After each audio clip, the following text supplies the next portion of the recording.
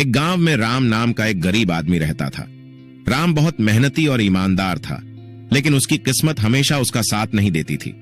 उसके पास कुछ भी नहीं था, बस एक टूटी फूटी झोपड़ी और दिन भर की मेहनत से मिलने वाला थोड़ा बहुत खाना। एक दिन गांव में एक बुजुर्ग संत आए।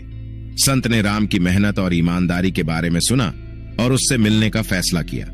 संत ने राम से कहा, बेटा, मैं देख रहा हूं कि तुम बहुत मेहनत करते हो, फिर भी तुम्हारी हालत में कोई सुधार नहीं हो रहा। मैं तुम्हारी मदद करना चाहता हूं। राम ने विनम्रता से कहा, बाबा, मैं तो बस अपने कर्म पर विश्वास करता हूं। आप बताइए, मैं आपकी कैसे सेवा कर सकता हूं? संत मुस्कुराए और बोले, मैं तुम्हें एक तिजोरी देना चाहता हूं। यह तिजोरी खास है, इसमें तुम्हारे बुरे वक्त का खजाना भरा हुआ है। जब भी तुम्हें लगे कि तुम्हारा वक्त बहुत बुरा चल रहा है, तो इस तिजोरी को खोलना और देखना।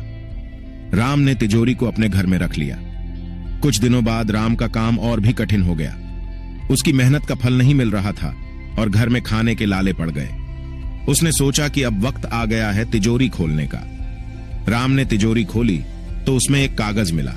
उस कागज पर लिखा था, तुम्हारा बुरा वक्त वो तिजोरी है जिसमें तुम्हारे अच्छे वक्त के बीज छुपे हैं। हर बुरा वक्त तुम्हें एक सीख देकर जाता है और यही सीख तुम्हारे आने वाले अच्छे वक्त की नींव बनती है।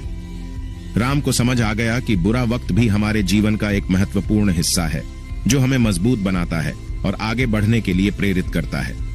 उसने अपने हौसले को टूटने नहीं दिया और मेहनत करता रहा। कुछ समय बाद राम की मेहनत रंग लाई। उसका काम चल निकला और उसकी आर्थिक स्थिति में सुधार हुआ।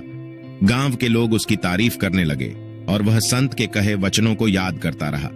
राम ने सीखा कि बुरा वक्त असल में हमारे जीवन की तिजोरी है, जिसमें भविष्य की खुशियों के बीज छुपे होते हैं। इस अनुभव ने उसे जीवन में आने वाली हर चुनौती का सामना करने का साहस और धैर्य दिया।